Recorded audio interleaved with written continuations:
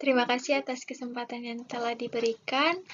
Saya Olgrid Midelia Clarista Salamena, NIM 17101106051 dari Prodi Sistem Informasi. Di sini saya akan menjelaskan mengenai materi Cummins Clustering. Sebelum kita masuk lebih jauh, kita harus mengetahui pengertian atau apa itu data clustering dan Cummins, di mana data clustering merupakan salah satu metode data mining yang bersifat tanpa arahan atau unsupervised. Sedangkan Cummins merupakan salah satu metode data clustering non-hierarki yang berusaha mempartisi data yang ada ke dalam bentuk satu atau lebih klaster atau kelompok. Jadi, pada intinya, Cummins Clustering adalah suatu metode penganalisaan data atau metode data mining yang melakukan proses pemodelan tanpa arahan atau unsupervised, dan merupakan salah satu metode yang melakukan pengelompokan data dengan sistem partisi. Kita masuk pada diagram alir Cummins. Untuk tahapan ini, yang pertama kita tentukan banyaknya klaster atau jumlah klaster atau nilai K. Kemudian tentukan sentroid atau rata-rata dari data yang ada. Kemudian kita hitung jarak dari sentroid menggunakan rumus Euclidean. Kemudian kita mengelompokkan data berdasarkan jarak terdekat. Lalu kita masuk pada iterasi kedua dengan menentukan sentroid baru dengan mencari rata-rata dari variabel yang masuk pada sentroid tersebut atau hasil dari iterasi pertama. Untuk langkah-langkah atau tahapan-tahapan yang dilakukan itu sama seperti yang sudah dijelaskan tadi, hanya melakukan pengulangan pada iterasi. Lalu apabila sentroid yang didapatkan pada iterasi pertama, iterasi kedua itu belum stabil, lakukan lagi iterasi sampai sentroid tersebut benar-benar stabil atau tidak berubah, maka hasil pencarian itu benar-benar selesai. Dari materi Cummins Clustering ini terdapat beberapa kekurangan dan kelebihan Cummins. Yang pertama pada kelebihan yaitu mudah untuk diimplementasikan dan dijalankan. Kedua, waktu yang dibutuhkan untuk menjalankan pembelajaran ini relatif cepat. Ketiga, mudah untuk diadaptasi. Dan keempat, umum digunakan.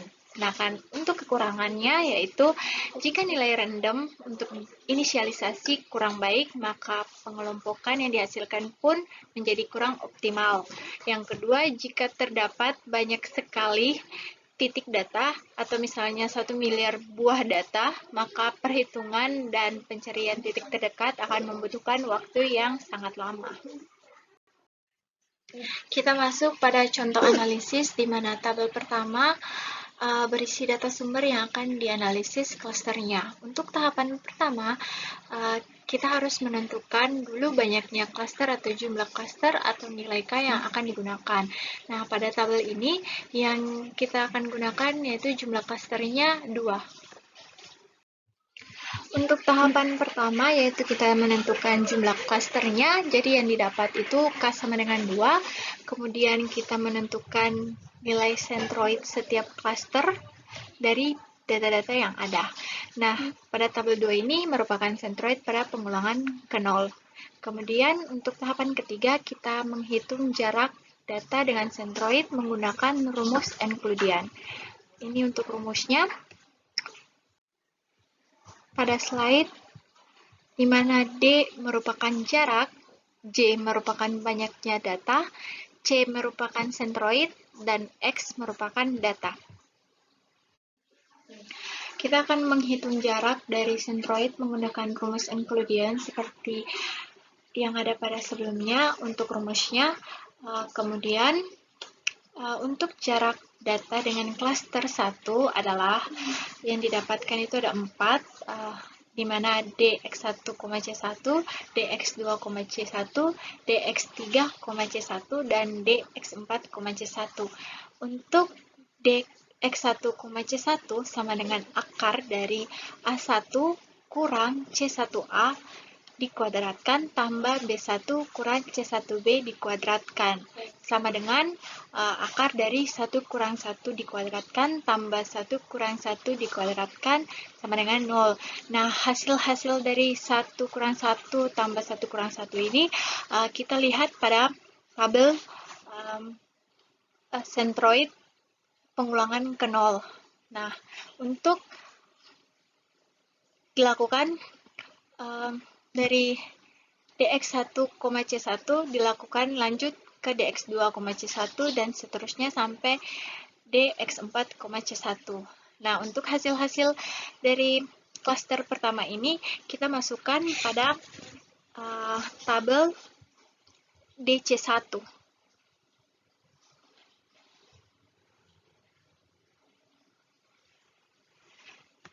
Sekarang kita akan menghitung jarak data dengan klaster 2, itu dimana sama seperti pada klaster 1, hanya berbeda pada nilai yang didapatkan dari tabel sentroid pengulangan ke 0. Nah, dari nilai yang didapatkan dari klaster kedua ini kita akan masukkan pada tabel DC2. Langkah selanjutnya yaitu kelompokan data sesuai dengan klasternya, yaitu data yang memiliki jarak terpendek. Nah, pada tabel 4 ini didapatkan dari hasil tabel ketiga, di mana merupakan hasil perhitungan jarak. Nah, pada tabel keempat ini kita akan memilih jarak terpendek, di mana nilai dari DC1 dan DC2 ini akan dibandingkan, terus akan dipilih mana jarak yang lebih pendek, apakah DC1 atau DC2. Nah, untuk N1, jarak terpendek yaitu DC1 dengan nilai 0. Untuk N2, jarak terpendek yaitu terdapat pada DC2 dengan nilai 0. Nah, dilakukan seterusnya sampai pada N keempat. Nah, langkah selanjutnya itu proses ini kembali lagi ke langkah nomor 2 atau langkah menentukan sentroid. Jadi, tabel yang ada pada slide ini merupakan inisialisasi, karena ini masih iterasi ke 0, jadi kita harus melakukan untuk mendapatkan nilai pada iterasi pertama. Nah, kalau apabila nilai pada iterasi pertama itu sama saja dengan iterasi ke 0, maka hasil dari iterasi tersebut sudah selesai atau tidak dilakukan lagi iterasi selanjutnya. Kita masuk pada iterasi pertama, namun tabel-tabel ini merupakan hasil dari perhitungan dan pengelompokan data, atau bisa dilihat pada tabel keempat yang ada pada slide sebelumnya. Oke, pada pengulangan pertama atau iterasi pertama, di mana C1A yaitu 1, C1B 1, C2A 3,666667, C2B 2,66667. Nah, nilai dari C1A, C1B, C2A, dan C2B ini diperoleh dari perhitungan rata-rata pada tabel di atas sesuai dengan warna-warna sel, di mana C1A itu hanya 1 warna biru, C1B cuma 1 juga warna orange, untuk C2A warna kuning itu ada 3, itu 2, 4, 5, dijumlahkan kemudian dibagi 2 dapat 3,6667, dan C2B ada 3, di mana 1, 3, dan 4 dijumlahkan kemudian dibagi 2 akan mendapatkan hasil 2,66667. Untuk nilai-nilai yang terdapat pada tabel ini, yang baru ini, kita dapat dari hasil perhitungan jarak pada iterasi pertama atau pengulangan pertama. Di sini kita akan menggunakan rumus jarak dengan rumus inclusion. Sebagai contoh, kita akan mencoba menghitung nilai pada DC1 dan DC2 pada N1, di mana untuk mendapatkan nilai DC1, kita akan menghitung jaraknya, yaitu D X1, C1 sama dengan akar dari A1 kurang C1A dikuadratkan tambah B1 kurang 1B C1B dikuadratkan. Di mana hasil dari A1 yaitu 1 kurang C1A yaitu 1 ditambah C1 ditambah B1 yaitu 1 dan dikurangi C1B yaitu 1. Jadi hasilnya sama dengan 0. Nah, pada di C1 ini terdapat nilai 0. Nah, untuk nilai pada DC2 kita menggunakan hitung jarak menggunakan rumus Euclidean yaitu D X1, C2 sama dengan akar dari A1 kurang C2A dikuadratkan tambah B1 kurang C2B dikuadratkan sama dengan akar dari 1 kurang 3,666667 dikuadratkan tambah 1 kurang 2,666667 dikuadratkan. Nah, hasilnya itu akar dari minus 2,66667 dikuadratkan tambah minus 1,66667 dikuadratkan.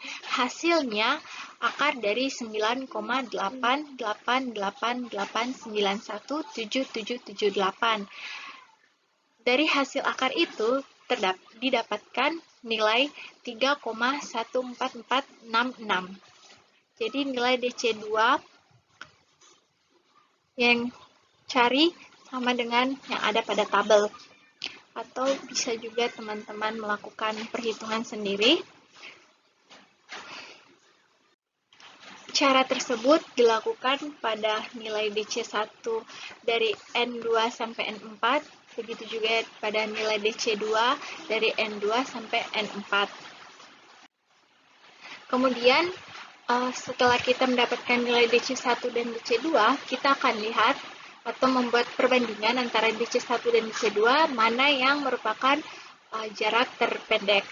Nah, pada N1, jarak terpendeknya yaitu terdapat pada DC1 yang merupakan nilainya 0. Pada N2, merupakan DC1, N3, DC2, dan N4, DC2.